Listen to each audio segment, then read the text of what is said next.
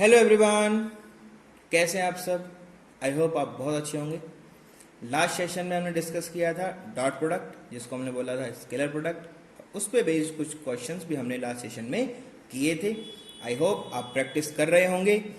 कोई बात नहीं, और भी बहुत सारे क्वेश्चन के साथ हम नए वीडियोस बनाएंगे, लेकिन पहले डिस्कस करते हैं कुछ नया concept.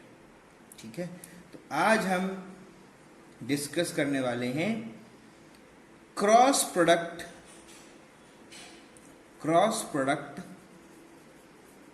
Of vectors.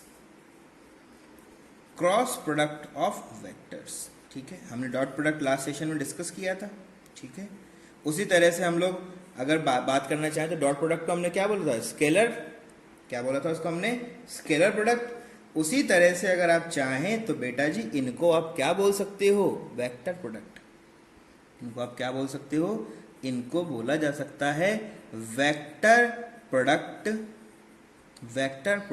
Of vectors. बोलोगे सर दो वेक्टर आ गया, आगे भी वेक्टर आ गया, पीछे वेक्टर आ गया। अरे कोई बात नहीं, इसका जो नाम है, इसका जो नोमेनक्लेचर है वो वेक्टर प्रोडक्ट है, होता वेक्टर्स के लिए है। सिंपल सी बातें हैं, ठीक है। तो क्या होता क्या था इसके अंदर, आपने कहा सर इसके अंदर हमने पता लगाया था कि एक होगा वेक्टर और उसको हम क्या करेंगे, दूसरे वेक्टर से क्या करेंगे, मल्टीप्लाई करेंगे, और हम लोगों को यहाँ पर क्या मिलेगा, एक वेक्टर ही मिलेगा। देखो वेक्टर सब वेक्टर ही वेक्टर होगा यार। और ऐसी कंडीशन में इनके बीच का जो सिग्नेचर होगा वो कैसा होगा, क्रॉस। ऐसी कंडीशन में इनके बीच का जो सिग्नेचर होगा वो कैसा होगा, क्रॉस। याद दिलाएं, कुछ याद दिलाएं। शायद 9th क्लास में आपके पास आया हो, टॉर्क नाम आया होगा, शायद से तो कोई टॉर्क नाम आया होगा। तो टॉर्क क्या हुआ करता था, क्या होता था, फोर्स इनटू परपेंडिकुलर डिस्टेंस, और वो फिर उसके परपेंडिकुलर चला जाता था, ठीक है। मोमेंट ऑफ मोमेंटम बोलते हैं उसको। चलो वो सब बातें ठीक है। तो जो भी चीजें रहेंगी वो किस फॉर्मेट में रहेंगी, vector cross vector is equal to vector की फॉर्मेट में रहेंगी। आपने कहा सर ठीक है, देखें कैसे होता है। तो मैंने बोला कि भाई हमारे पास यहाँ पर कोई वेक्टर ए है, ठीक है। यहाँ पर हमारे पास में कोई वेक्टर दूसरा है, this is equals to B vector है, और इन दोनों को हमें क्रॉस करना है, मतलब इन दोनों को मल्टीप्लाई करना है, और हमें क्या मिलने वाला है, एक सी वेक्टर मिलने वाला है। क्या करना है, ए को मल्टीप्लाई करेंगे बी से और हमें क्या मिल जाएगा, सी वेक्टर। इनको हम क्या करेंगे, ए को बी से मल्टीप्लाई करेंगे और हमें क्या मिलेगा, एक सी वेक्टर मिलेगा। ऐसी सिचुएशन को सॉल्व करना है तो सी वेक्टर होगा किधर भाई, ये भी तो, इसके भी तो कोई डायरेक्शन होनी चाहिए ना भाई। सी वेक्टर इसका मैग्नीट्यूड तो आ जाएगा, डायरेक्शन भी तो होनी चाहिए। किधर होगी डायरेक्शन, वो देखना चाहते हैं।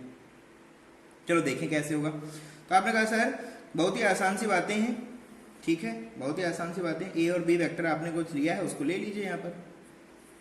तो बोला गया बेटा ये हमारा ए वेक्टर है, पूंछ से पूंछ बिड़ा दीजिए इनका। ये हमारा क्या है, बी वेक्टर है। इनके बीच का कुछ एंगल है which is equal to theta. कैसे पता लगा, आपने कहा सर यहाँ ये किसी एंगल पे था और वो एंगल थीटा था। तो हमने किया क्या है, पहले शिफ्ट करके बस इनको ऐसे मिक्स कर दिया है। अब इन दोनों का एडिशन नहीं हो रहा है, मल्टीप्लीकेशन हो रहा है। और मल्टीप्लीकेशन अगर होगा तो उसकी वजह से एक और वेक्टर आएगा। वो कहां पर आएगा, तो भाई देखो ये किस प्लेन में है, एक्स वाई में। तो एक्स वाई में तो वो आएगा नहीं, वो तो रिजल्टेंट हो जाएगा सिंपल, वो तो नहीं आने वाला। तो कुछ नया वेक्टर आने वाला। तो बोला कि किसी दूसरी डायरेक्शन में आएगा, तो एक्स वाई में, तो बचता कौन सा है, जेड बचता है। तो आपने बोला कि सर कोई दूसरा कंडीशन में आएगा ये, और ये जो डायरेक्शन है ये किसका हो जाएगा, सी वेक्टर का। ये जो डायरेक्शन होगा ये किसका होगा, सी वेक्टर। तो इस डायरेक्शन को हम लोग सी वेक्टर नहीं बोलते। सी वेक्टर तो होगा क्या, एक्चुअल में सी वेक्टर को अगर लिखना चाहेंगे तो होगा क्या, सी मल्टीप्लाई बाय इनका कोई डायरेक्शन होगा which is equal to N cap. बस सी को कैसे लिखते हैं, सी इंटू एन कैप। तो आप चाहो तो इसको सी वेक्टर लिखा है ना, तो ये है क्या, सी इंटू एन कैप। तो एन कैप का डायरेक्शन है, ये किसके डायरेक्शन है, एन कैप। एन कैप का मतलब क्या है, सिंपल है, यूनिट वेक्टर है। ये क्या है, unit vector in any direction. तो हम लोग बोल दें अगर कि एन कैप होता क्या है, तो एन कैप पहले मैं आपको डिफाइन कर रहा हूं कि होता क्या है। This is nothing but unit vector in any direction. In any direction. अब x होगा तो i कैप हो जाएगा, y होगा तो j कैप हो जाएगा, z होगा तो k कैप हो जाएगा, कुछ ना कुछ हो जाएगा, कोई प्रॉब्लम इसमें तो नहीं है।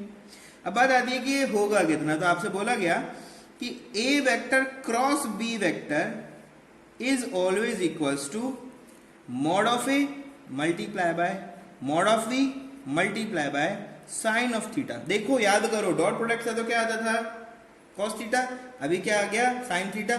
लेकिन ये तो पूरा स्केलर क्वांटिटी है ना, हमें क्या चाहिए था वेक्टर क्वांटिटी। तो आपने कहा सर इसका कुछ डायरेक्शन देना पड़ेगा, तो डायरेक्शन देने के लिए किससे मल्टीप्लाई कर देते हैं बेटा हम लोग, यूनिट वेक्टर से।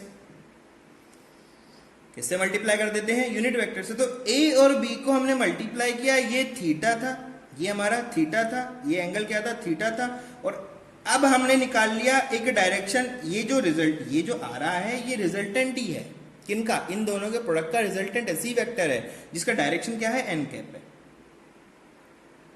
जिसका जो डायरेक्शन है वो क्या है आपका एन कैप। क्लियर सब बात, समझ रहे हो बात को, ठीक है। तो ये हमारे पास में ये हो जाएगा हमेशा। अब ध्यान रखना, हमेशा याद रखना, जब भी आप इसकी बातें करोगे एन कैप के बारे में, तो एन कैप की खुद की प्रॉपर्टीज है। N cap always perpendicular, N cap always perpendicular, always perpendicular to vector A and vector B. मतलब क्या है कहने का, एन कैप परपेंडिकुलर होगा ए वेक्टर के भी और एन कैप परपेंडिकुलर होगा बी वेक्टर के भी। क्यों ऐसा बोल रहे हो, अरे सिंपल है यार, ए और बी एक्स वाई प्लेन में है, तो ये इनके परपेंडिकुलर प्लेन में तो दिखाई देगा आपको। कौन होगा एक्स वाई के परपेंडिकुलर, जेड होगा। तो ये दोनों तो एक्स में, तो जेड जो है वो एक्स के भी परपेंडिकुलर है, वाई के भी परपेंडिकुलर है। अब बात आती है सर ये डायरेक्शन कैसे कैलकुलेट होगा, ठीक है। तो जब भी आप बात करते हो एन कैप का डायरेक्शन, तो बात कर देते हैं डायरेक्शन ऑफ एन कैप, इसकी बात करते हैं डायरेक्शन ऑफ एन कैप। कैसे पता लगेगा कि अब ये परपेंडिकुलर तो नीचे भी तो हो सकता था ना भाई, परपेंडिकुलर तो नीचे भी हो सकता था। मतलब ये है कहने का कि कभी जिंदगी में हो सकता है कि ये डायरेक्शन एन कैप का हो, ये तो पॉसिबल है ना, हो सकता है कि सी वेक्टर इधर आ रहा हो भाई, एक्स वाई के तो प्लस जेड भी परपेंडिकुलर है, माइनस जेड भी परपेंडिकुलर, तो आएगा किधर वो भी तो पता होना चाहिए हमें। आपने कहा बात तो बिल्कुल सही है सर। तो अगर बातें बिल्कुल सही है दोस्त, तो इसके लिए हम लोग करते क्या हैं, इसके लिए दो रूल्स हैं। स्क्रू रूल भी आप यूज कर सकते हो और आप राइट हैंड थंब रूल भी यूज कर सकते हो, दोनों की दोनों चीजें आप कर सकते हो। कैसे करते हो वो देखो, क्या करना है वो देखो। अब वो करना क्या है, आपको फिंगर्स को फोल्ड करना है जिधर से जिधर जा रहे हो, जिधर से जिधर जा रहे हो। जैसे ए क्रॉस बी किया है ना, तो ए से बी की तरफ जाना है, ए से बी की तरफ जाना है। अगर बी क्रॉस ए करते तो बी से ए की तरफ आना था, ये ध्यान देना, ये ध्यान देना। यहां पर दो वेक्टर्स हैं ए और बी, तो ये हो सकता है ए है ये बी है। तो अब अभी जब क्रॉस कर रहे हो तो ए क्रॉस बी कर रहे हो, ए क्रॉस बी कर रहे हो, तो कैसे करना है, अपनी फिंगर्स को लो और ए से बी की तरफ फोल्ड करो, ए से बी की तरफ क्या करो फोल्ड करो, और आपका जो थंब है वो डायरेक्शन देतेगा आपको एन कैप का। जैसे मैं बता रहा हूं बी क्रॉस ए करते अगर, तो बी से ए की तरफ जाना था, तो ये बी था, बी से ए गए, बी से ए गए, बी से ए गए, तो बी से ए गए तो थंब का डायरेक्शन कैसा है अपवर्ड, तो बी से ए गए तो अपवर्ड की तरफ आपका क्या होगा एन कैप ऊपर की तरफ होगा। उसी तरह से ये नीचे की तरफ जा रहा है, देखो आपको जो परछाई दिख रहा है उसमें दिखेगा फिंगर्स बी से ए से बी की तरफ आ रही हैं, और हमें क्या दिखेगा, ये देखो डायरेक्शन डाउनवर्ड, ठीक है। तो हमें क्या बता देना है, डायरेक्शन कैसे पता लगाना है, नंबर वन क्या है, फोल्ड फिंगर्स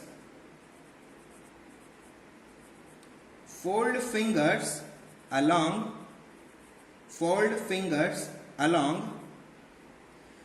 प्रोडक्ट वेक्टर, मतलब यहां पर क्या है ए टू बी और बी टू ए, कुछ भी कर सकते हो ना आप, ए इंटू बी भी कर सकते हो, बी इंटू ए भी कर सकते हो, तो पता होना चाहिए आपको। तो जो भी प्रोडक्ट वेक्टर है या तो ए से बी जाना है या तो बी से ही जाना है। कुछ भी यहां पर लिखा होगा ए इंटू बी लिखा है मतलब ए से बी जाना है, बी इंटू ए लिखा तो ए से बी जाना होता, सॉरी बी से ही जाना होता। करा के बताएंगे, अभी आपको करके बताएंगे, ठीक है। Fold fingers along product vector A to B और B to A and then your thumb, your right hand thumb will give direction of n cap, direction of n cap। ये तो एक रूल हो गया, और भी बहुत सारे रूल हैं, ठीक है। तो एक और रूल बता देते हैं आपको। सेकंड जो रूल होता है उसको बोलते हैं हम लोग स्क्रू रूल। क्या बोलते हैं उसको हम लोग बेटा? Screw rule. काफी इंपॉर्टेंट है ये भी, दोनों में से कुछ भी काम कर सकते हो, ठीक है। स्क्रू रूल का मतलब क्या है? आपको स्क्रू लेना है, स्क्रू रखना है, कैसे रखना है वो देखो। दोनों के लिए बता रहा हूं मैं आपको। यहां पर मैंने बोला कि ये कोई वेक्टर बी है और ये कोई वेक्टर मेरे पास में ए है। सिमिलर मैंने लिखा है यहां पर कोई वेक्टर मेरे पास में पी है और मैंने लिखा है यहां पर कोई वेक्टर मेरे पास में क्यू है। इनके बीच का जो एंगल है वो कितना है? थीटा है। इनके बीच का एंगल बोल दिया समथिंग फाई है। भाई डिफरेंशिएट करके बताना ना आपको, तो अलग अलग लेके चल दो, कोई दिक्कत तो नहीं है इसमें, आपको होनी भी नहीं चाहिए। और भी बहुत सारे ले सकते हो, मैं आपको 2 एग्जांपल दे रहा हूं, दोनों से आप काम कर सकते हो। स्क्रू रूल में क्या करना है वो देखो। आपको इस पॉइंट पे इनकी टेल के जंक्शन पे रखना है स्क्रू। क्या रखना है इसके ऊपर? स्क्रू रख दिया, स्क्रू ये लिया सर, स्क्रू रख दिया। और अब आपको इसको रोटेट करना है, किधर से किधर वो डिपेंड करेगा वेक्टर प्रोडक्ट क्या है। तो 2 चीजें हो सकती हैं यहां पर, देखें जरा। या तो आप कर सकते हो A vector cross B vector, या तो आप कर सकते हो B vector cross A vector. दोनों में से कुछ ना कुछ करोगे। मैग्नीट्यूड क्या होगा मैं लिख दे रहा हूं, ये हो जाएगा A multiply by B multiply by sine of theta. ये क्या हो जाएगा? A multiply by B multiply by sine of, differentiate होगा। थीटा ना मत लिख देना भैया, थीटा मत लिख देना, बी से ये जाना है भाई, बी से ही जाना है तो थीटा थोड़ा डिफरेंट होगा, समझ रहे हो। तो बी से अगर जाना है तो बेटा जी थीटा का वैल्यू थोड़ा अलग होगा। ये पहले पिछली बार भी बताया था मैंने आपको, है ना। तो ये ऐसा है, तो बोल दिए ये कोई साई है, तो थीटा का वैल्यू यहां पर क्या लिखोगे बेटा जी? साई लिखोगे, ठीक है। ये थोड़ा ध्यान देना है, नहीं दोगे तो खेल खत्म हो जाएगा। समझ रहे हो बात को ना? गुड। अब देखो स्क्रू रूल और राइट हैंड थंब रूल दोनों से मैं आपको बता रहा हूं कैसे कैसे करना है। तो आपको ए क्रॉस बी करना है, तो ए से बी की तरफ फोल्ड करो फिंगर्स को, ए से बी की तरफ फोल्ड करो फिंगर्स को। तो थंब किधर आएगा? ऊपर की तरफ, तो ऊपर की तरफ हमारा डायरेक्शन आ जाएगा। सिमिलर केस में अगर आप बी से ए आ रहे हो तो बी से ए फोल्ड करो, बी से ए फोल्ड करो तो थंब किधर जाएगा? नीचे की तरफ जाएगा, तो नीचे की तरफ एन कैप आ जाएगा, ठीक है। तो यहां पर क्या होगा? यहां पर क्या होगा? दोनों चीजें आपको थोड़ा सा समझने की जरूरत है। समझने की जरूरत तो क्या है, सिंपल है यार। ये क्या हो जाएगा? एन कैप लिखोगे ना, यहां पर भी, इधर भी क्या लिखोगे? एन कैप लिखोगे। तो N cap is upward, N cap is upward for A cross B vector, N cap is downward for B cross A vector. Finger rule से किससे पता लगाया है ये? By right hand thumb rule से पता लगाया है। अब आपको स्क्रू रूल से ही पता लगाना है, दोनों से सेम ही आना चाहिए। बिल्कुल, ये बात तो सच है कि दोनों सेम ही आना चाहिए, अलग अलग तो कैसे आ सकता है भाई। करना क्या है? टेल पे स्क्रू रखो और स्क्रू को ए से भी रोटेट करो अगर vector product A into B है तो, और अगर ये बी से ए है तो बी से ए रोटेट करो। क्या करो? बी से ए रोटेट करो, बी से रोटेट करो या ए से भी रोटेट करो, दोनों में से कुछ काम करना। ऐसा नहीं सर बी से रोटेट करने तो देखो बी से सर इधर आ गए, हम इधर आ गए। अरे नहीं भाई, वो एंगल है। रोटेशन बी से ए आना है या ए से बी जाना है? बी से ए आना है, ए से बी आना है। ऐसे फिंगर भी तुम करोगे तो बी से ए तो ऐसे ही आ जाएगा, ऊपर ही आ जाएगा हमेशा। ऐसा नहीं करना है। बी से ए, ए से बी, बी से ए, ए से बी। ये स्पेस है आपके लिए, वैक्यूम है, यहाँ कोई नहीं है, तो आपको तो आपके लिए तो यही है जो है सिस्टम। समझ रहे हो चीजों को? तो करना क्या है वो देखो, put a screw, put a screw, थोड़ा स्पेलिंग तो देख लेना क्या है, put a screw on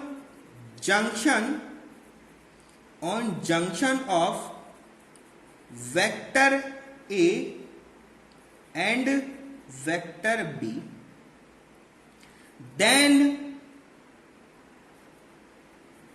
then turn screw from vector A to B or vector B to A according to vector product, according to vector product, जैसे vector product बोल रहा है वैसे वैसा करते जाओ। then the direction of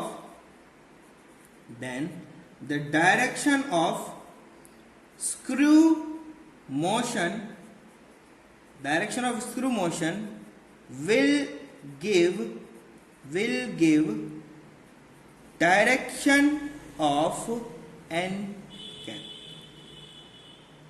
क्या कहना चाहते हो? तो ये तो मैंने आपको राइट एंड थंब रूल से बता दिया, पी और क्यू वाले को मैं आपको बता देता हूं स्क्रू रूल से। भाई इसमें तो कोई दिक्कत नहीं है ना, कर सकता हूं इतना काम तो मैं, मास्टर जी हूं तो करूंगा ही, तुम्हारी बात थोड़ी मानूंगा, है ना। चलो करना क्या है, हम लोगों को दो काम करना है फिर से। क्या क्या करना है सर? बेटा जी पहले तो हमें करना है A क्रॉस B, और दूसरे में फिर से हमें क्या करना है B क्रॉस A। वैल्यू लिख सकते हो, कोई दिक्कत नहीं आएगा। A B multiply by sine theta, A से भी जा रहे हो ना तो सॉरी 5 ए से भी जा रहे हो तो एंगल कितना है 5। अगले वाले में क्या होगा A into B multiply by sign.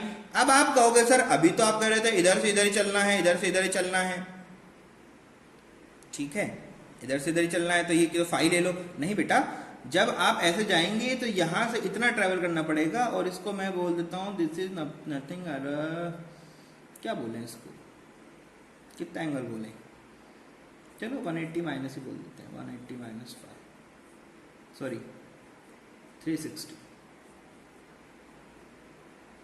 360 minus 5 होती है, ठीक है। अब आप बोलोगे सर ये तो ए भी था पी क्यू है, वो तो कोई बात नहीं, उससे कोई फर्क नहीं पड़ता, ठीक है उससे कोई फर्क नहीं पड़ता। ये ए और बी भी हो सकते हैं, ठीक है तो इसको मैंने बी बोल दिया, ठीक है इसको मैंने ए बोल दिया, कोई दिक्कत नहीं है उसके अंदर। पी और क्यू से कर लो यार, पी और क्यू से कर लो, दोबारा लिख देते हैं नीचे, ऐसा कोई प्रॉब्लम थोड़ी है, ठीक है। चलो ए इंटू बी का करोगे तो ए इंटू बी का तो गलत हो जाएगा फिर मामला, ये बी है ना, ये ए है क्योंकि लिख चुके हैं हम पहले ही, तो अगर ए भी बोलना है तो ऐसे लिखा जाएगा। और अगर आपको पी क्यू बोलना है तो आपने कहा सर मुझे करना है P क्रॉस Q, लिखा तो कैसे जाएगा, आपने कहा सर P लिख दो फिर Q लिख दो और फिर क्या लिख दो, फिर साइन थीटा लिख दो इनके बीच का। P से Q आना है तो P से Q का जो थीटा है that is nothing but 360 minus 5, तो सिंपल ये भी कितना हो जाएगा 360 माइनस 5, ठीक है।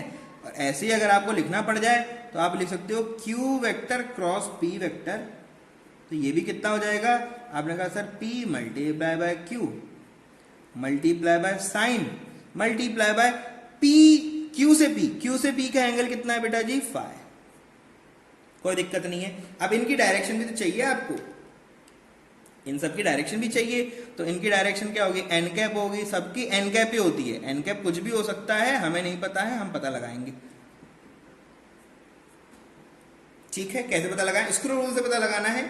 तो जंक्शन पे स्क्रू को रखो और जहां से जहां जा रहे हो उसके हिसाब से टर्न करो। ए से बी जा रहे हो, ये ए है ये बी है, ए से बी, तो जैसे ऐसे करोगे, जब ऐसा करोगे तो ये कैसे होगा, जब ए से भी आप इसको रोटेट करोगे, ए से भी अगर आप इसको रोटेट करोगे तो स्क्रू किधर जाएगा,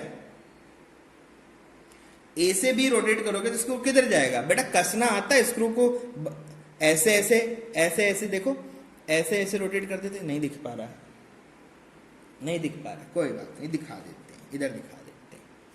ये अगर स्क्रू है हमारा, ये अगर हमारा स्क्रू है, तो अगर हम इसको ऐसे रोटेट करते हैं, कैसा रोटेशन है, क्लॉकवाइज, कैसा रोटेशन है, क्लॉकवाइज, तो ये अंदर की तरफ जाता है। पेच लेना आज घर पे एक उठाना और उसको ऐसे रोटेट करना क्लॉकवाइज, तो क्या होगा, जैसे रोटेट करोगे क्लॉकवाइज तो पेच आपका इस तरह से क्या होगा, अंदर की तरफ भागेगा, इस तरह से अंदर भागेगा, ठीक है। और जैसे आप उसको उल्टी डायरेक्शन में रोटेट करोगे, मतलब एंटी क्लॉकवाइज दोगे, तो वो ऐसे बाहर की तरफ आएगा। यही होने वाला है। यहां पर देखो, यहां पर आपने स्क्रू को रखा, इसको रोटेट किया, रोटेट कहां से कर रहे हो, ए से बी, कैसी डायरेक्शन है, एंटी क्लॉक, और एंटी क्लॉकवाइज पेज ऊपर आगे तरफ आता है, ठीक है।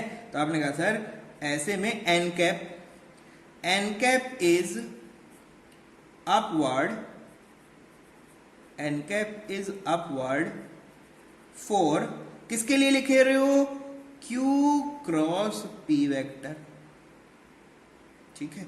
सिमिलर यहां भी लिख सकते हो एन कैप। अब देखो, अब क्या करना है आपको, वापस से स्क्रू रखना है यहां पर और पी से क्यू आना है, तो कैसे रोटेशन दोगे, क्लॉकवाइज, कैसे दोगे, क्लॉकवाइज, पी से क्यू, पी से क्यू, पी से क्यू, समझ रहे हो, पी से क्यू आओगे, तो एन कैप इज डाउनवर्ड,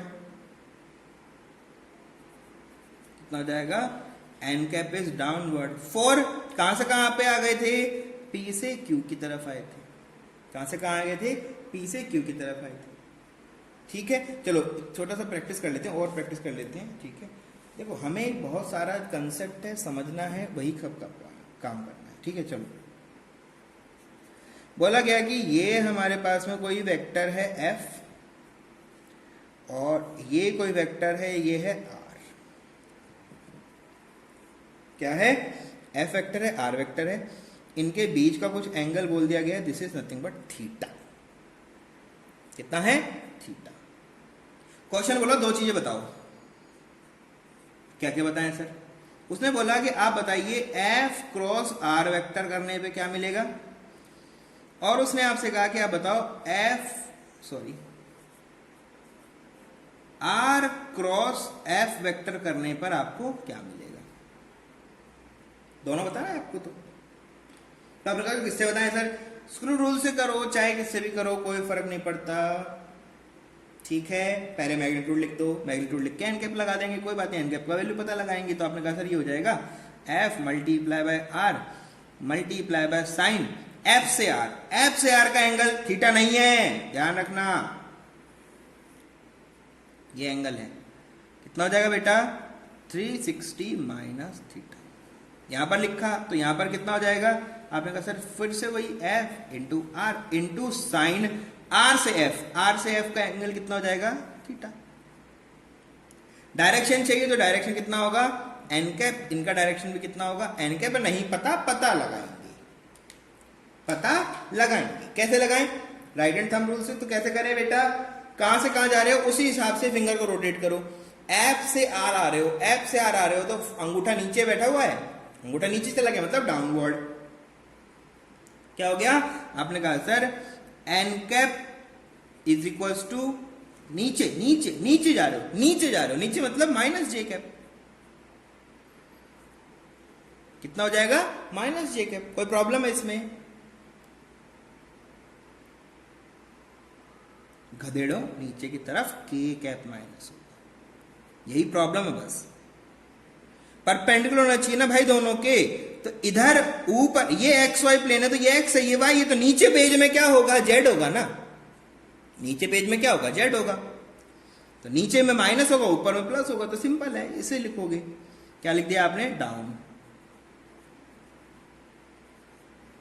कैसा हो गया, डाउन, ठीक है, ठीक है। इनके लिए पता लगाया तो आपने कहा सर आर से एफ जा रहे हो, आर से एफ, आर से एफ, आर से एफ, आर से एफ जाओगे तो अपने आप अंगूठा आपको ऊपर दिखाई देगा, एन कैप कितना हो जाएगा बेटा, के वैल्यू हो जाएगा अपवर्ड, राइट हैंड यूज करोगे ज्यादा अच्छा है। स्क्रू यूज करना चाहते हो कोई बात नहीं, फिर आपको पता होना चाहिए क्लॉकवाइज करने पर स्क्रू में क्या होता है, स्क्रू को जब आप एंटी क्लॉकवाइज रोटेट करते हो तो वो बाहर आता है, क्लॉकवाइज रोटेट करते हो तो अंदर जाता है, ये तो पता है ना, अगर ये पता तो काम हो जाएगा। रखो स्क्रू को आर से एफ, आर से एफ निकाल रहे हो, आर से एफ कैसा होगा बेटा, एंटी क्लॉक, एंटी क्लॉक का मतलब, एंटी क्लॉक का मतलब मैंने बताया ना, क्लॉकवाइज रोटेशन पे अंदर जाता है, एंटी क्लॉक पे बाहर आता है, क्लॉकवाइज पे अंदर जाता है, एंटी क्लॉक पे बाहर आता है। ये कैसा है, ऐसे घुमा रहे हो, ऐसे ऐसे ऐसे ऐसे, एंटी क्लॉक मतलब बाहर आ जाएगा, आ गया बाहर। क्लॉकवाइज मतलब एफ से आर जा रहे हो, आपने कहा सर एफ से आर तो ऐसे जाऊंगा क्या, ऐसे ऐसे निकाल जाता हूं सर, नहीं बेटा, एफ से आर ऐसे, यहीं से यहीं, यहां से यहां, क्लॉकवाइज, क्लॉकवाइज में क्या हो जाएगा, डाउन चला जाएगा। दोनों से आप कर सकते हो, कोई प्रॉब्लम आपको इसमें नहीं होना चाहिए। बनाना चाहे तो कैसे बनाएं, मैं बता देता हूं कैसे बनाएं। आपने कहा सर ये एफ है, ये आर है, ये एंगल थीटा है, हमें इसको डेवलप करके दिखाना है कि भाई कैसा कैसा बनेगा। तो आपने कहा सर अगर आप करते हो F into R, F into R, F into R तो माइनस की, तो मतलब ये डायरेक्शन किसका हो जाएगा, एन कैप का। सिमिलर केस में अगर आप करते हो आर इंटू एफ, तो ये हो गया आपका एफ वेक्टर, ये हो गया आपके पास में आर वेक्टर, ठीक है। ये एंगल आपका अभी भी थीटा ही था। अब आपने इसको इसमें प्रोडक्ट किया तो क्या मिलेगा, R into F, R into F किया तो क्या मिलेगा, अपवर्ड, तो अपवर्ड क्या होगा, ये वाला डायरेक्शन, ठीक है। ये वाला डायरेक्शन किसका हो जाएगा, एन कैप का। ये किसके लिए लिखा है बेटा, नीचे आया है ना, किसके लिए लिखा है, F vector cross R vector which is equals to, बोल दीजिए समथिंग सी वेक्टर। और यहां पर अगर देखो तो क्या हो जाएगा, आपने कहा सर ये लिखा हुआ है R vector cross F vector is equals to C vector, is equals to C vector. C vector है ना, कुछ वैल्यू आएगा ना, सी वेक्टर मतलब एन कैप की डायरेक्शन साथ में उसको लिख देंगे, मैग्नीट्यूड मल्टीप्लाई बाय डायरेक्शन। समझ रहे हो बात को। तो इसको लिखना अगर चाहे तो आप इसको लिख सकते हो, F into R is equals to C N cap. Similar इसको क्या लिख सकते हो, R into F is equals to C N cap. N cap का वैल्यू डाल दो, वैल्यू डाल दो, कितना हो जाएगा, F cross R is equals to N cap, downward तो क्या हो जाएगा, माइनस सी के कैप। यहां पर रखोगे तो क्या बनेगा बेटा, R multiply by F is equals to C, N cap का वैल्यू क्या है, के है, तो क्या हो जाएगा, सिर्फ के कैप, ठीक है। यहां से अगर आप चाहें तो आप यहां पर लिख भी सकते हैं कि ये दोनों एक दूसरे के, यहां ध्यान रखना हमेशा, वहां पर हम लोग इक्वल कर देते, यहां नहीं हो पाएगा। तो F into R is equals to R into F, ये नहीं होता है, इसका मतलब ये कम्यूटेटिव नहीं होती,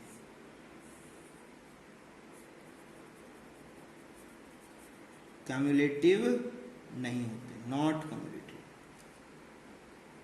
कभी भी कम्यूलेटिव नहीं होते। समझ रहे हो बात को, कम्यूलेटिव ये नहीं होते। एक में अपवर्ड डायरेक्शन है, किसी में दूसरे में नेगेटिव डायरेक्शन है। तो ये अगर इनका रिलेशन देखना चाहें आप, इनका रिलेशन अगर आप देखना चाहें तो क्या बोलोगे, हमेशा याद रखना, अगर आपसे कोई बोलता है कि ए क्रॉस बी कर रहा हूं और मुझे बी क्रॉस ए भी करना है, तो आप बोलोगे इनके मैग्नीट्यूड का जो डिफरेंस आएगा वो कैसा आएगा, -1। कैसा होगा ये, हमेशा -1 आएगा सर, हमेशा कितना आएगा, -1 तो आएगा ही आएगा, और कुछ तो आप कर ही नहीं सकते। क्लियर सब बातें, क्लियर सब बातें। कुछ कुछ क्वेश्चन करते जाते हैं साथ में, जिससे कि हमें बाद में बर्डन ना लगे, ठीक है। चलो, क्वेश्चन में बोला गया find the angle, find the angle at which both vector and scalar product are same। ऐसा कोई एंगल बताओ जिसपे ये दोनों क्या हो जाए, सेम हो जाए। आपने कहा बहुत ही आसान काम कर दिए, तो करना क्या है बेटा, ए क्रॉस बी और B cross A, sorry A dot B दोनों क्या होना चाहिए, इक्वल होने चाहिए, ऐसा पता लगाना है। तो आपने कहा सर ये जो होता है ये क्या होता है, A into B into sine of theta, और ये क्या होते हैं भाई साहब, ये क्या होते हैं, ये होते हैं A into B into cos of theta. आपने कहा सर एन कैप नहीं लगाया, कोई बात नहीं, हमें थीटा ही चाहिए, थीटा ही तो चाहिए। तो आपने कहा सर इसका मतलब तो ये हुआ कि साइन थीटा और कॉस थीटा जहां इक्वल हो जाए वही एंगल होगा, और साइन थीटा और कॉस थीटा कौन से एंगल पे इक्वल होते हैं? आपने कहा सर ये इक्वल होते हैं 45 डिग्री पे, या फिर इसको क्या बोलते हो, पाई डिवाइड बाय 4। मतलब अगर कोई वेक्टर के बीच का एंगल 45 डिग्री है, तो अगर आप उसका क्रॉस प्रोडक्ट करते हैं या वेक्टर प्रोडक्ट करते हैं, तो दोनों का मैग्नीट्यूड सेम आएगा, डायरेक्शन मैग्नीट्यूड क्या आएगा, सेम आएगा। इनको तो सिर्फ मैग्नीट्यूड चाहिए था, इनके लिए डायरेक्शन देना पड़ेगा, तो डायरेक्शन ए से बी की तरफ चले जाना, डायरेक्शन दे देंगे। ठीक है, तो यहां कंक्लूजन दे सकते हो आप। क्या कंक्लूजन दे सकते हैं सर हम यहाँ पर? लिखो, जो बात आपने पता लगाया उसको लिखो। At theta is equal to 45 degree between two vectors the magnitude of dot product and cross product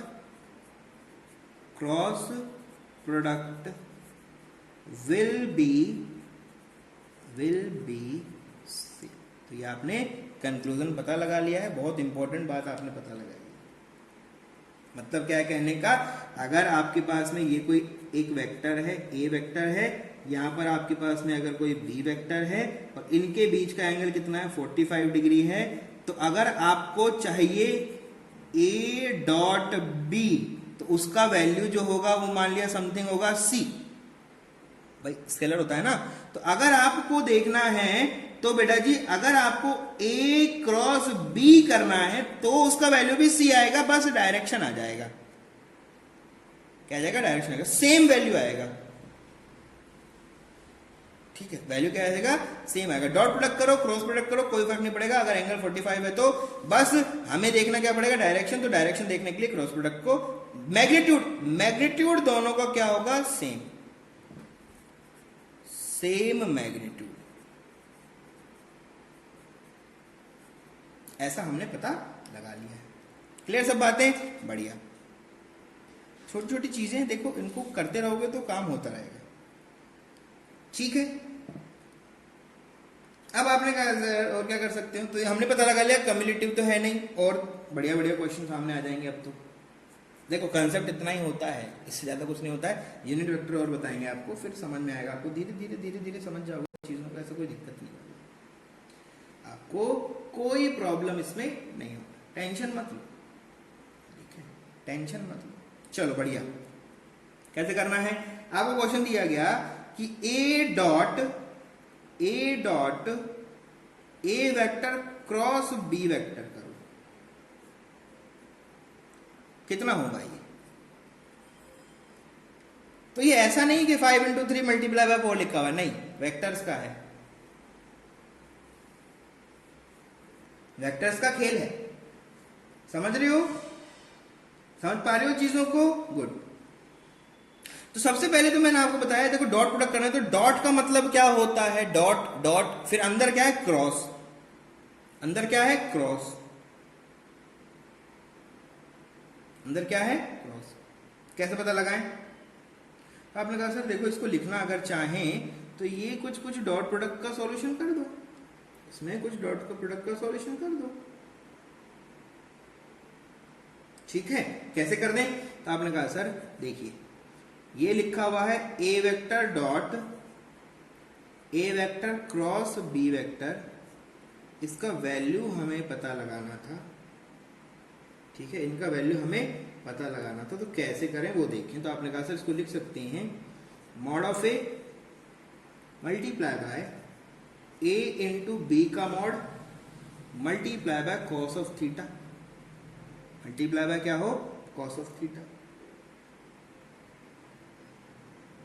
यही होता है? अरे यही होता है कि नहीं होता है? क्लियर है? अब देखो ए और क्रॉस बी है, तो ए क्रॉस बी का मतलब इनका जो रिजल्टेंट होगा वो 90 डिग्री पे होगा,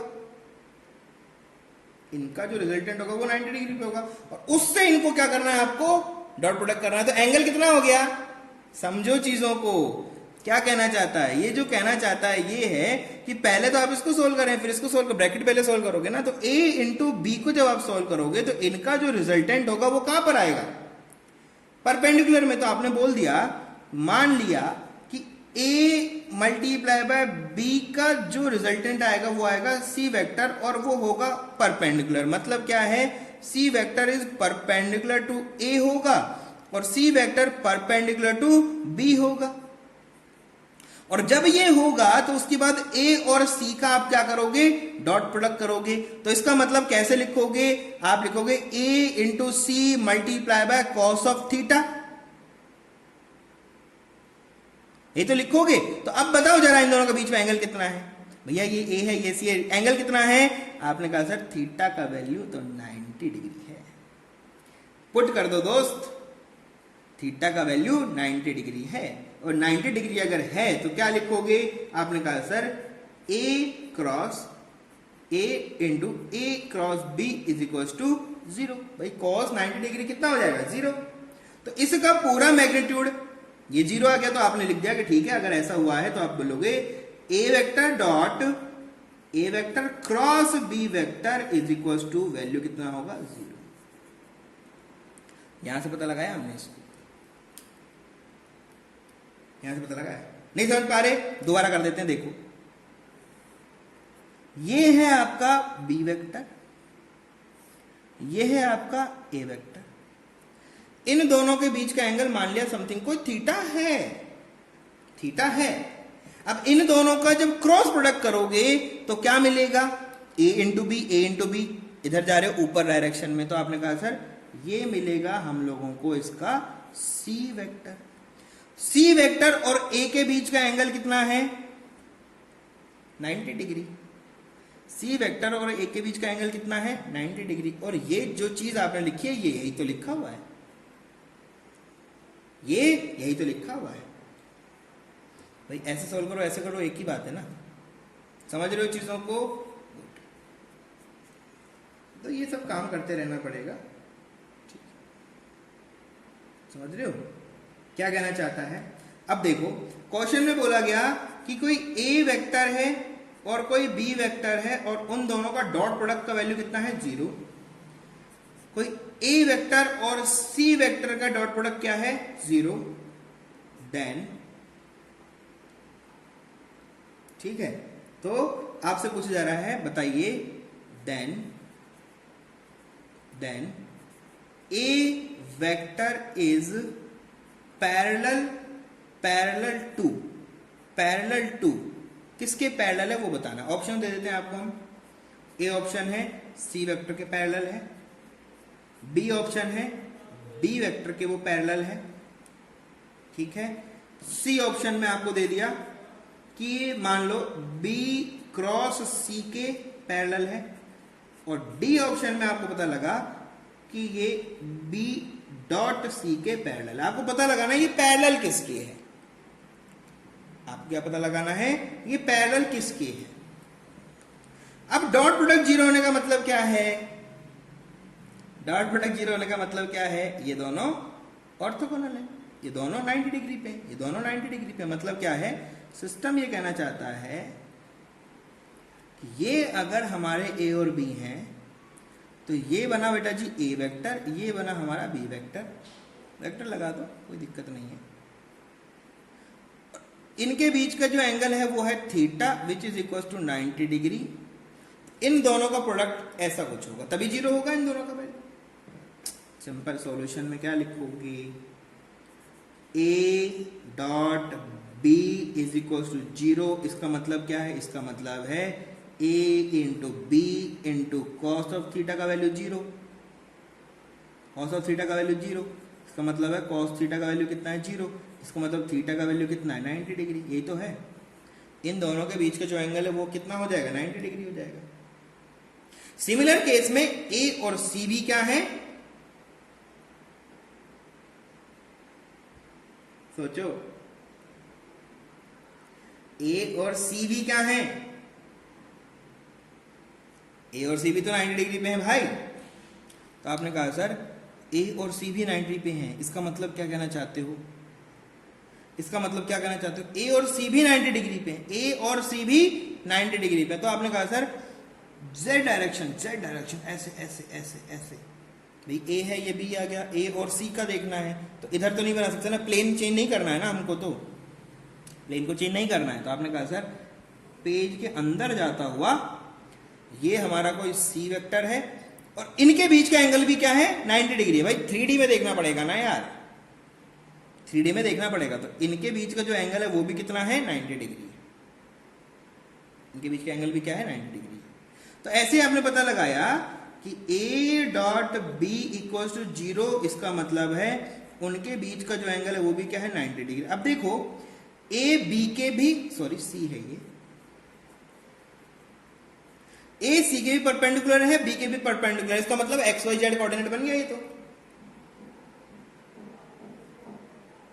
एक्स वाई जेड कोऑर्डिनेट बनेगा, इसका मतलब क्या बनेगा? देखो बना रहा हूं मैं वापस से, कैसा सिस्टम बनेगा वो देख लो यार, छोटा सा काम करना है। ये कुछ ऐसा बनेगा। अगर ये आपके पास में हमने लिया था इसको ए वेक्टर, तो ए वेक्टर बी के परपेंडिकुलर है, हो गया। ए वेक्टर सी के परपेंडिकुलर है, हो गया। सी के भी क्या है? परपेंडिकुलर है, हो गया। अब वो पूछता है कि ए वेक्टर पैरेलल किसके है? पैरेलल किसके? अब देखो बी और सी को अगर क्रॉस प्रोडक्ट करूं तो इसका डायरेक्शन इधर आएगा जो कि ए की डायरेक्शन में होगा, ठीक है। तो आप देखोगे, आपने कहा सर बी को अगर मैं सी से मल्टीप्लाई करूं, मतलब क्रॉस प्रोडक्ट करूं, तो ये क्या बनेगा? ये बनेगा sir ji B C sine of theta into n cap, और एन कैप जो होगा वो क्या होगा? In direction of A vector. इसका मतलब क्या है? इसका मतलब है A vector and B cross C vector are parallel. Simple है यार। इन दोनों का जो क्रॉस प्रोडक्ट होगा उसका डायरेक्शन इधर होगा। अब सिंपल है। आपने कहा सर ये तो पता ही नहीं था हमें। अरे पता था आपको भाई, ऑप्शन तो आपको दिए थे ना। देखो सी के हो जाएगा क्या? पैरेलल। सी के तो ये परपेंडिकुलर है, ये पता लगा है। देखो ए और सी तो क्या है? परपेंडिकुलर है। लिख दो इस बात को लिख दो। इसका मतलब क्या है? इसका मतलब है A vector is perpendicular to C vector. और इसका क्या मतलब है? इसका मतलब है A vector is perpendicular to B vector. तो देखो जरा बेटा, ये खत्म, ये दोनों खत्म। और बी और सी का डॉट प्रोडक्ट अगर करोगी, बी और सी का डॉट प्रोडक्ट करोगे तो वो स्केलर क्वांटिटी आएगा, वेक्टर तो आएगा ही नहीं। मतलब ये भी खत्म। मतलब ये ऑप्शन नहीं हो सकता, ये नहीं हो सकता, ये नहीं हो सकता, बचता तो यही है। अगर थोड़ा दिमाग लगा दे तो बचता तो यही। भाई इनका जो डॉट प्रोडक्ट होगा उससे स्केलर ही आएगा ना, वेक्टर तो आने वाला नहीं है। और ये ए बी के परपेंडिकुलर तो पैरेलल तो हो नहीं सकता, खत्म हो गई इनकी बातें। ये इससे स्केलर क्वांटिटी आएगा, ये भी खत्म, तो बचेगा तो यही। कैसे बचेगा वो मैंने आपको बता दिया। बी से अगर सी आओगे, बी से सी अगर आओगे तो अंगूठा बताएगा आपको डायरेक्शन ऑफ इसका वेक्टर, इन दोनों का प्रोडक्ट का डायरेक्शन बताएगा। तो मतलब इन दोनों के प्रोडक्ट का जो रिजल्टेंट होगा वो ए के क्या होगा? पैरेलल होगा। क्या होगा? पैरेलल होगा। ये आपने पता लगा लिया। समझ पा रहे हो चीजों को? गुड, बहुत बढ़िया। अब बात आती है ऑर्थोगोनल। मैंने बोला था वो बार बार नाम आएगा ये, unit vectors, orthogonal unit vectors for cross product. पहले हमने किसकी बातें की थी? स्केलर। तो अभी किसकी बात करेंगे? Cross product. किसकी बात करोगे? क्रॉस प्रोडक्ट के लिए अगर उसको देखना पड़ जाता है तो क्या होगा? आपने कहा सर तो क्या होगा? मंजूर खुदा जो होगा वही होगा। इसमें तो कुछ सोच ही नहीं सकते आप, यही होने वाला है। अब तो कुछ कर नहीं सकते। समझ रहे हो चीजों को? देखो बहुत बढ़िया सा काम होने वाला है, सुंदर सा काम होने वाला है। ध्यान दो बस। एक्स डायरेक्शन, वाई डायरेक्शन, और ये भाई साहब हमारी क्या है? Z direction.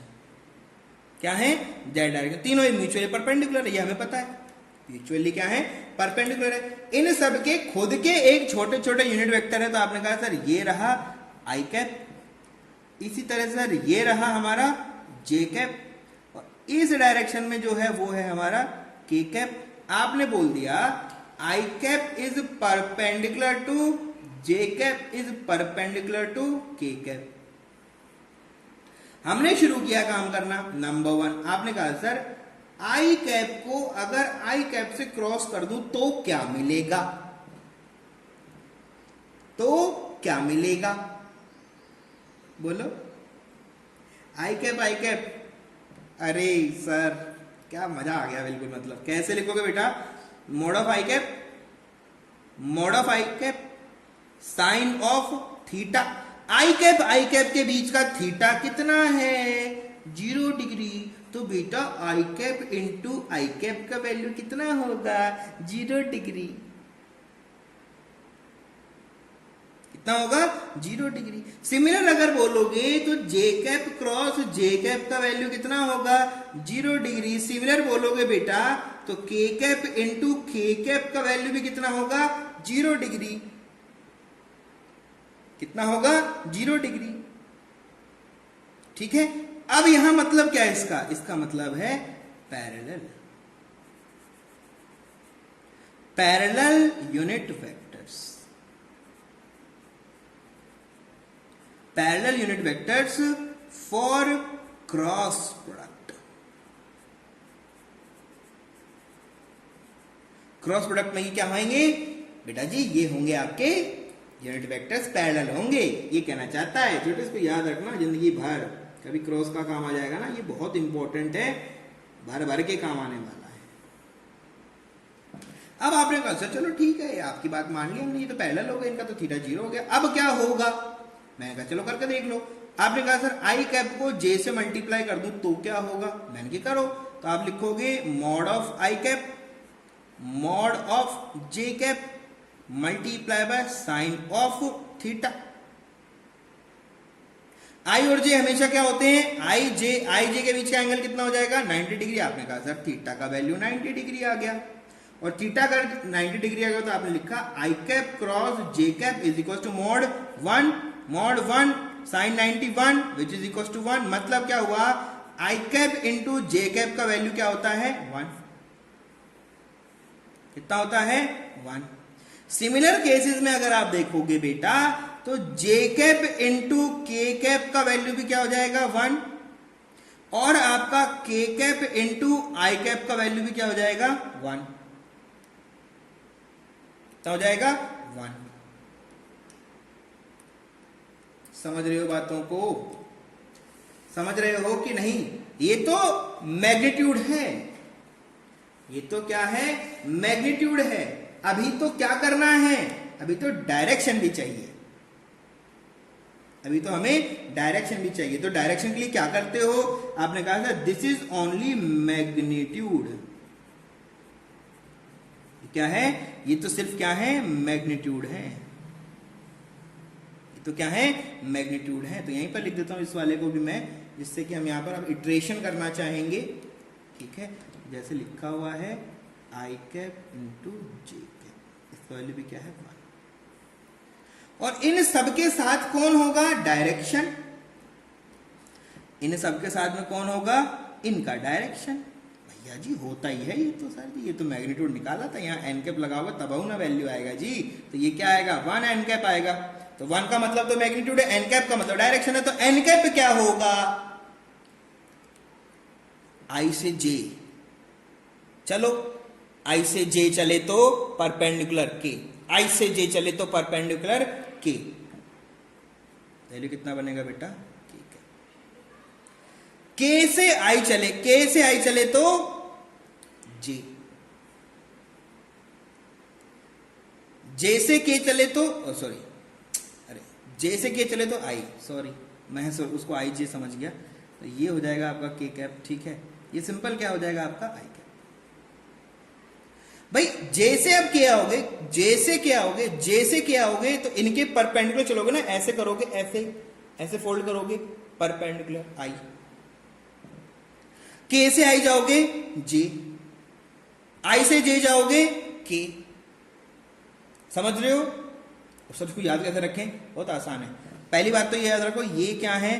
These are orthogonal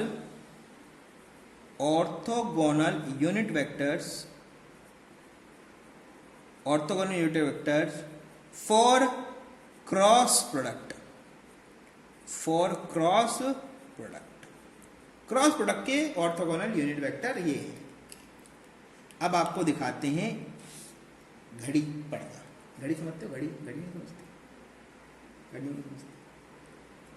बढ़िया है, नहीं समझते तो क्या करें? यहां लिखो बेटा जी आई, यहां है हमारा जे, यहां लिखा है के। चलना किधर है? क्लॉकवाइज। कैसे चलना है? क्लॉकवाइज। क्लॉकवाइज चलोगे हमेशा पॉजिटिव पॉजिटिव पॉजिटिव, कैसा? पॉजिटिव पॉजिटिव पॉजिटिव आता जाएगा। ठीक है, आई से जे चले गए, जे से के चले गए, के से आई चले गए, वैल्यूज देखते जाओ, वैल्यू देखते जाओ क्या क्या होगा। आपने कहा सर क्या होगा, क्या होगा? सोचो, नहीं सोच पा रहे कोई बात नहीं। आई जे के सामने के, इनका प्रोडक्ट करोगे तो क्या बनेगा? के। जे के सामने आई, तो इनका प्रोडक्ट करोगे तो क्या बनेगा? आई। के आई का प्रोडक्ट क्या बनेगा बेटा? जे। क्यों? इनके सामने ये है। क्या हो रहा है? Cross product. क्या हो रहा है? Cross product. I cross J K, J cross के, जे क्रॉस के, जे क्रॉस के आई, के क्रॉस आई जे। अगर उल्टा कर दिया कभी जिंदगी में, अगर गलती से उल्टा चले गया, मतलब जे इंटू आई, जे क्रॉस आई, जे क्रॉस आई माइनस साइन, उल्टा होता है ना? कैसे पता लगाया था? हमने पता लगाया था कि A vector multiply by B vector जो होता है वो हमेशा minus of B cross A होता है। ठीक है, इस प्रॉपर्टी को अगर आप यूज कर लेते हो तो जहां आप आई क्रॉस जे लिख रहे थे तो वैल्यू कितना आ रहा था? आई क्रॉस जे लिख रहे थे तो क्या वैल्यू आ रहा था बेटा? कि ठीक है, तो अगर गलती से आप लिख देते हो जे क्रॉस आई तो वैल्यू क्या हो जाएगा? माइनस की। क्या हो जाएगा? माइनस की। समझ रहे हो बात को? भाई जे से आई गए, जे से आई गए, चलो वापस जाके दिखा देते हैं आपको। जे से आई, जे से आई, जे से आई, जे से आई, अंगूठा नीचे चला गया अपने आप, जे से आई माइनस, माइनस, सिंपल। जे से आई माइनस, पेज के अंदर चला गया ना अंगूठा। समझ आ रहे हो ना इन चीजों को? तो चलो बहुत बढ़िया। अब हमारे पास गलती से आ जाए, ठीक है, गलती से आ जाए। देखो यहां पर अलग अलग चीजें हैं, यहां पर अलग अलग चीजें हैं, आपको समझना है। ठीक है, तो यहां पर दो चीजें मैं यहां पर डिफाइन कर रहा हूं आपके सामने। क्या क्या लिखा गया है? अगर कभी आपका ए क्रॉस बी वेक्टर का वैल्यू 0 आ जाए तो इसका क्या मतलब है? और अगर आपका ए क्रॉस बी वेक्टर का वैल्यू 1 आ जाए तो क्या मतलब है? ये तो हम अभी कर चुके हैं। ठीक है, अभी भी किया था, ये 1 ही तो आया था। 1 या -1, 1 या -1 कुछ भी हो, प्लस माइनस लिख देता हूं, प्लस -1, प्लस या -1 कुछ भी आ जाए तो क्या मतलब है? इसका मतलब है अभी बताया था, क्रॉस वैल्यू 0, 0 मतलब साइन 0, पैरेलल। इसका मतलब है vector A and vector B are parallel. इसका क्या मतलब है? इसका मतलब है vector A and vector B are perpendicular. क्या है? परपेंडिकुलर। हमको इससे ज्यादा मतलब रहेगा, ये ध्यान रखना, हमारे लिए ये इंपॉर्टेंट है, ये हमारे लिए बहुत इंपॉर्टेंट। आई इंटू आई करोगे 0, जे इंटू जे करोगे 0, समझ रहे हो चीज को? के इंटू के करोगे 0, कैसे? पहले बताया अभी अभी। ठीक है, अभी अभी आपको बताया गया। अब बात आती है कि सर चलो कुछ क्वेश्चन करते हैं तो समझ में आएगा कुछ। आपको बोला गया कि एक वेक्टर ए है और उसका वैल्यू है आपका 5, पता नहीं किधर है। एक बी वेक्टर है जिसका वैल्यू आपका 6 है और ए क्रॉस बी हमने किया, उसका वैल्यू कितना है 15 है। ठीक है, find the angle between, question जो है वो क्या है, find angle between A vector and B vector. ये आपको क्वेश्चन सॉल्यूशन करना है।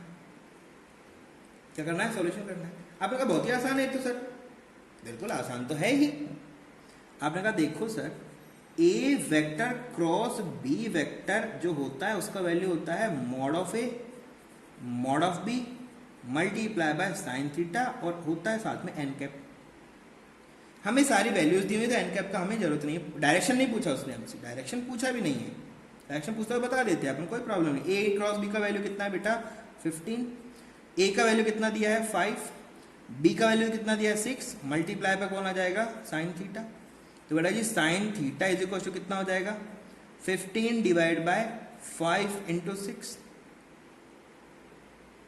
ये होगा कितना हो रहा है 6 × 30, 15/30 बता 1/2 कितना हो गया 1/2। थीटा का वैल्यू कितना हो गया, आपने कहा sir sine 30 is equal to half. सिर्फ 30 डिग्री नहीं, दो एंगल हो सकते हैं भाई, हमें नहीं पता ना ए क्रॉस बी किया है कि बी क्रॉस ए किया है। यहां साइन माइनस भी तो आ सकता था, तो आपने कहा सर एक और एंगल होगा और वो कितना होगा, सिंपल बोलोगे एक और एंगल होगा सर, और वो एंगल कितना होगा 180 minus 30 which is equal to 150।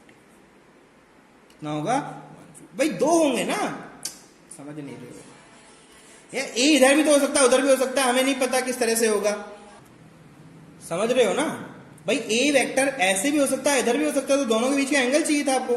क्या कहना चाहता हूं एक बार समझो, मैं जो कहना चाहता हूं उसको समझो, बहुत इंपॉर्टेंट है बेटा, ये सब बहुत इंपॉर्टेंट है। कंपटीशन के अंदर यहीं से भर भर के क्वेश्चन बनेगा। ठीक है, कैसे होगा देखो, बोला गया ये ए वेक्टर है,